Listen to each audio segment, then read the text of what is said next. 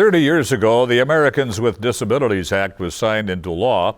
Passage of the ADA changed the lives of people with disabilities, giving them access to public buildings and services. 30 years later, what has the impact been and what work is yet to be done? Joining us to talk about the ADA is Meredith Kujala, the Adult and Family Services Manager for ARC Northland, and Russ Stover works at North Country Independent Living in Superior. Welcome. Thank you both for being here. Beginning with you, Meredith, this year does mark the 30th anniversary since ADA. What was the importance, do you think, of what was accomplished with this act so long ago? You know, what was accomplished was quite a bit. You know, it really opened the eyes, I think, of society, showing that everybody deserves equality, and they didn't have equality and they didn't have equal access. So I think bringing it, uproot and showing people, it really opened a lot of people's eyes, and it opened, the country up. Russ, do you think what happened with ADA has been accomplished, or is there still a ways to go? Oh no, there's still quite a bit to do. Like what? I mean, we still need access to all public amenities, but there's always more things to do. And a lot of it is just that people are not knowledgeable about what is and what isn't acceptable. So there are organizations like ours to let people know that there's a different way to do things. And it does benefit everybody when the ADA is complied with. But how did ADA change the lives of folks with disabilities? It gave them equal access to things like housing, education, transportation, job opportunities, any public amenities. Those things are still being worked on all the time and changing, and especially in some of the smaller communities. Sometimes they don't have the money and the resources to catch up to codes, and just don't have the resources. Mm-hmm. Meredith, what's your reaction to businesses maybe in this area who aren't in compliance with ADA? And there's got to be several areas where there is non-compliance.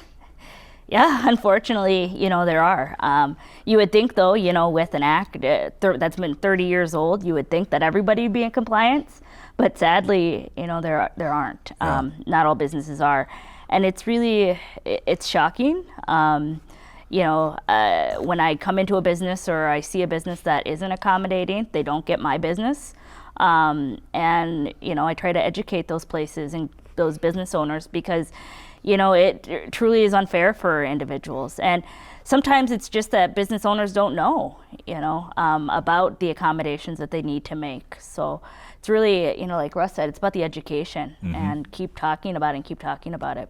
Are either one of you, and maybe both of you, still finding there are business owners or people who run a myriad of organizations who just aren't even aware of ADA? Not as much as before. But what they don't know is the guidelines and what to do. And, I certainly don't want to call out any names on public television. Yeah. But there's still people out there that either they just don't have the time and don't want to deal with it, or they just don't know. Yeah. As a person with disabilities, do you feel you're treated differently? That's a good question. And I think, having grown up my whole life with a disability, and never have been an able-bodied person, so many things just go over my head. Sometimes my friends will notice it around me and I won't. Oh. So it's like, yeah. I don't know, it is what it is. But the worst thing you can do, I'm glad you brought that up, because the worst thing you can do when you meet somebody with a disability is approach them with pity. And pity is the most disabling disability there is. Yeah. Meredith, what about yourself? How do you react to that? No, I can totally agree with Russ.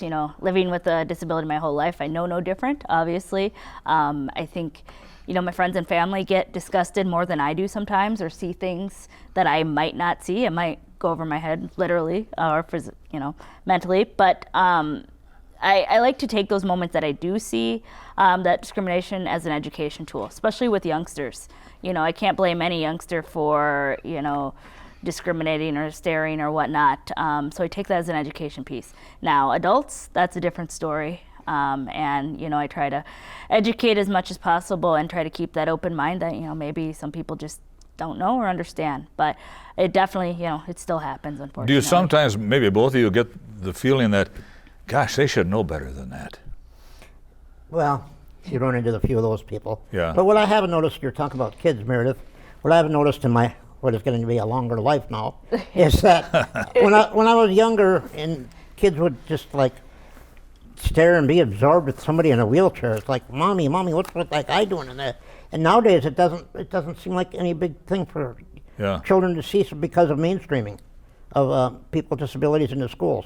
It's no longer unusual for a little kid to see someone in a wheelchair. And thinking back to my early childhood and early school years, oftentimes if a child had a disability, they were sent elsewhere for education, weren't they? They weren't mainstreamed. I'm one of those kids. Were you? Yeah. Okay. I was actually, Mr. Anderson, I was the first kid in a wheelchair mainstreamed into 709. Really? Yeah. And so that has totally changed now, has it not? Mm-hmm. It absolutely has. And as one of my jobs at Northland, I work with the special education and 504 sections at schools, and making sure that these students are mainstreamed and are, still get the services that they need, but still, let them be mainstreamed with their peers and their other students so that they can feel that normalcy, and not be treated any differently. So what is Northland Adult and Family Services? What is that? Our Northland Adult and Family Services. Yeah, what is that? Is we are an advocacy agency, or we're a nonprofit that works specifically for people with disabilities. And we have a variety of different services, from PCA services to housing to education and training, which is what I do.